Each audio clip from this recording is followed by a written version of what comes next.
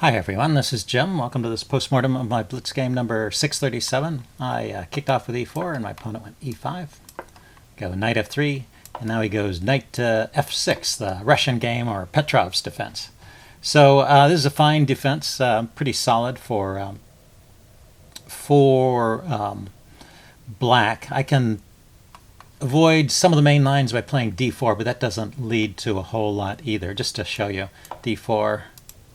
Knight takes e4,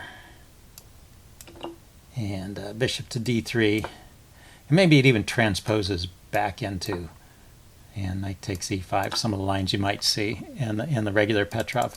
So d4 doesn't seem to gain anything, so you might as well take the pawn now.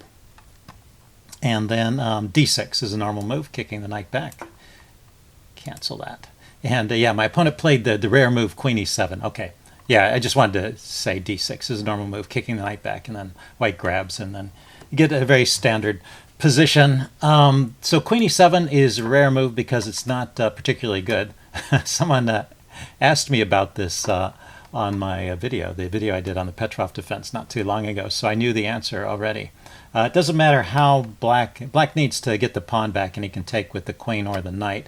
And in either case, you just block with the bishop to e2 to block the check, or in this case, you play bishop e2. He played knight takes e4. You play bishop e2 to block any potential discovered attacks along this file. Okay, so and he's out of the opening book here, and then you're going to castle quickly and get a rook on this file, and Blank is going to have to waste some time untangling his pieces or suffer some material damage. In this game, he gets untangled okay. So it's not like this is a fatal mistake, this opening. It's just not good. So let's see, he castled here, so he's getting one piece off the e file, which, you know, that's a move you want to play anyway, castling. And I could already go bishop to f1. That was a chess engine suggestion, and try and exploit the pin on the knight. It might be good for something. I was looking for a little more, so I just continued developing d4. He starts to untangle with knight f6 and c4. So I grab space in the center, and he still is going to have to move his queen at some time. He plays d5, I play b3, and he takes. So right here, I did the automatic recapture. And of course, there's two recaptures. I could have taken with the pawn or the bishop, but I took with the pawn. But there's another move here, which is better. So a good example of how you should avoid playing those automatic moves, and take a look at each position to see what's on the board that you might take advantage of. So if you want to pause the video here, see if you can spot the tactic.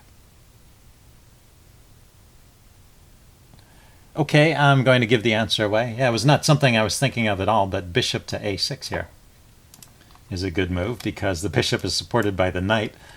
One of those funny cases where the undeveloped knight is useful and skewers the queen and the rook, and there's no good way to block it. Throwing the pawn forward would just lose the pawn. So you can pick up the exchange for a pawn here, and that's pretty good.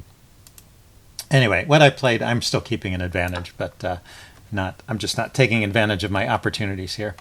Let's see. So he played queen to d8, so he finally gets off the e file, and I go bishop to b2. And you can see the consequence of what's happened as a result of the opening. I have more space in the center. I have a lead in development. I've already got one of my rooks out. The only piece I haven't developed is the knight over here, and he's still got two queenside pieces that he needs to develop, and his rook is not yet in the game. So I'm ahead quite a bit here. Let's see. So the game continues in a somewhat normal fashion. Knight c6. I played d5. I decided to push that pawn forward rather than to keep defending it all the time. He went knight to e7. Went queen to c2. Yeah, I'm not sure why I didn't just develop the knight. I know I wanted to protect this bishop, but probably knight to c3 is something I should have considered. c6. And now definitely knight c3 is the better move here. The chess engine thinks knight c3, c takes d5, and rook a to d1. That's the key to this position. He's threatening to undermine my center, and I need to do something about it. But this way I can do it with tempo. And then I'll eventually get that pawn back and be in good shape here. I'll have that passed pawn. Well, I get the passed pawn in the game, but well, it takes a little more Takes a little more doing. Oh, that's right. He didn't take with the pawn. He took with the knight. And now I developed my last piece. So I still have some edge, but maybe not as much as I could have gotten. He goes bishop to f5, kicking my queen. I go over here to b3, taking a look at his b pawn. He goes b6.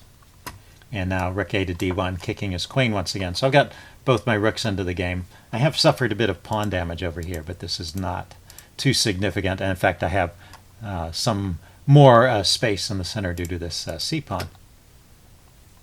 So let's see, he goes queen c7, I go knight d5,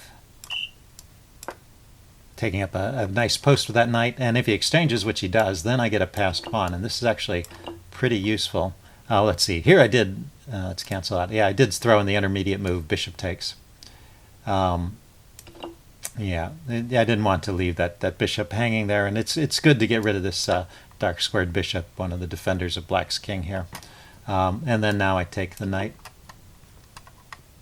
And then this knight hops into e5, hitting my knight, which is defended by the bishop at the moment. So I wasn't too worried about it. Anyway, I dropped my queen back here. I'm also defending his, pinning his knight, and he plays f6 here. So this is a good position for white still, but I need to play accurately. I played bishop b5 immediately, which is a mistake. We'll see why in the game. I could push on with d6 here. So I played d6. The queen comes to c5. There's different places the queen could go. Queen to c5, say, to lend support to the knight. The other suggestion, by the way, of the chess engine was just to play queen to c2 and provoke a trade.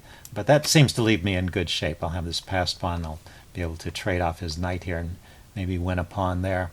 So queen to c5, trying to hold on to everything.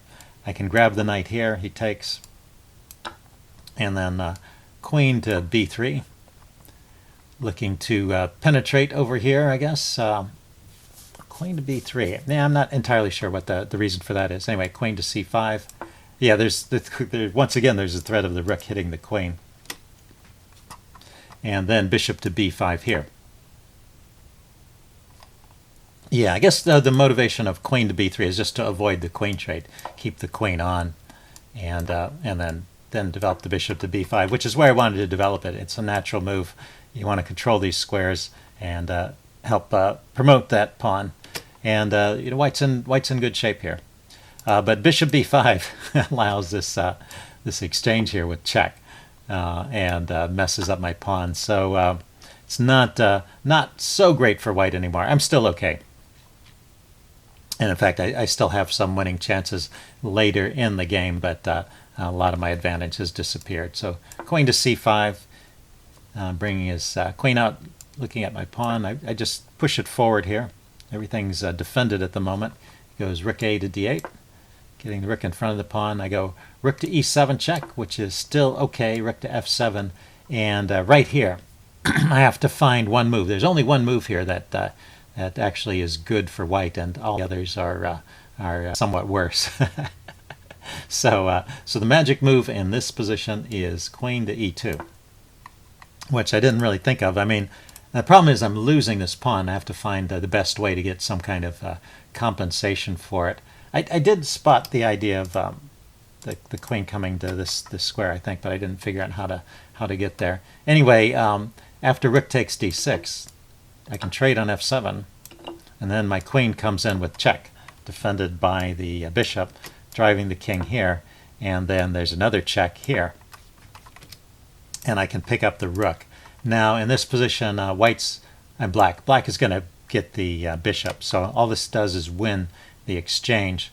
But after rook takes rook and queen takes bishop, I can also win the f6 pawn. So I'll be up the exchange, and I'll have gathered up one of his pawns. I'll still have problems with my messed up pawn structure too. The material will be even in terms of the pawns, but well, an advantage to white there. So instead, I didn't find that move. I played rook to e8, and yeah, this is just losing. I was thinking he had to trade here, but of course he can just grab the pawn, and there's nothing going on. I tried to get my rooks onto the back rank to get some counterplay going here, but it just doesn't work out, and he plays his part well. Let's see, he went queen to d5, just stepping out of the way of the rook. I get my rook to the back rank, but now he starts putting pressure on my king side here, starting with this queen move, and it introduces this threat, which I didn't deal with, but there's an immediate mate threat here of rook to d1 check, and I was still trying to figure out what I could do over here, but well, there's not much that I can do. I played queen c1, and he comes in with the check, and that just loses immediately. So and there's no perpetual over here. His king can walk out. So I resigned at this point, a sudden turn of affairs. But anyway, interesting game. Hope you guys enjoyed this. Leave any comments you have in the section below, and I will see you again soon. Bye.